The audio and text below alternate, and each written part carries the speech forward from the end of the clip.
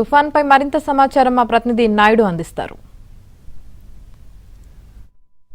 బంగాళాఖాతంలోని వాయుగుండం తీవ్ర వాయుగుండంగా మారింది. ఇది ప్రస్తుతం నైరుతి బంగాళాఖాతంలో కొనసాగుతుంది. ఇది మరింతగా బలపడి రాబోయే 24 గంటల్లోనే తుఫాన్గా మారేటువంటి అవకాశాలు ఉన్నాయని చెప్పి వాతావరణ నిపుణులు హెచ్చరిస్తున్నారు.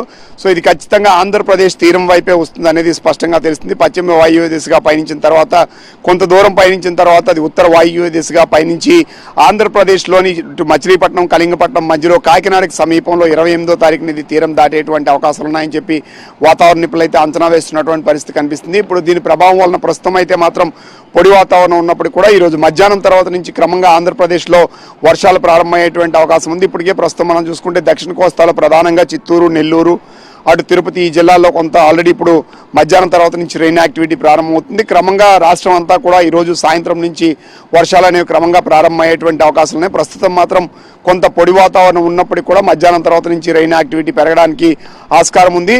మరోవైపు ఇది తీరం వెంబడి బలమైన గాలులు ఉంటాయి కాబట్టి మత్స్యకారులు ఎవరైతే ఉన్నారో వేటకు వెళ్ళకూడదని చెప్పి ఇప్పటికే హెచ్చరికలు జారీ చేసినటువంటి పరిస్థితి అయితే ప్రస్తుతం కొనసాగుతున్నటువంటి పరిస్థితి ఉంది. మరోవైపు మనం చూసుకుంటే ఆంధ్రప్రదేశ్ అంతటా కూడా విస్తారంగా వర్షాలు పడడానికి ఆస్కారం ఉంది.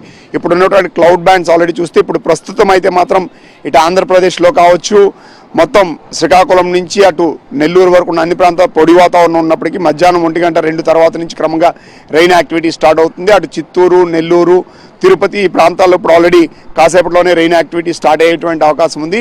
చాలా జిల్లాలకు ప్రధానంగా దక్షిణ కోస్తాలో ఉన్న జిల్లాలకి కొంత రెడ్ అలర్ట్ ఆల్రెడీ ఈరోజు ఆరెంజ్ అలర్ట్ కొనసాగుతుంది. అది రేపటికి రెడ్ అలర్ట్గా కూడా మారేటువంటి అవకాశం ఉందని చెప్పి వాతావరణ నిపుణులు అయితే హెచ్చరిస్తున్నటువంటి పరిస్థితి తీరాన్ని ఆనుకొని కొనసాగుతుంది. కాబట్టి రెయిన్ యాక్టివిటీ కూడా ఎక్కువగా పెరగడానికి ఆస్కారం ఉంది. కాబట్టి పూర్తి స్థాయిలో అప్రమత్తం ఉండాలని చెప్పి ఇప్పటికే వాతావరణ శాఖ అయితే హెచ్చరించినటువంటి పరిస్థితి అయితే కనిపిస్తుంది. ప్రస్తుతం అయితే పొడి వాతావరణం ఉన్నప్పటికీ కూడా మధ్యాహ్నం తర్వాత నుంచి రెయిన్ యాక్టివిటీ అనేది క్రమంగా స్టార్ట్ అవుతుంది. కాబట్టి ప్రధానంగా ఏంటంటే heavy to very heavy rains, extreme heavy rainfall కూడా కొన్ని చోట్ల పడడానికి ఆస్కారం ఉంది. కాబట్టి ఇవి చెరువులు, వాగులు, వంకలు పొంగిపొర్లేటువంటి అవకాశం ఉంది.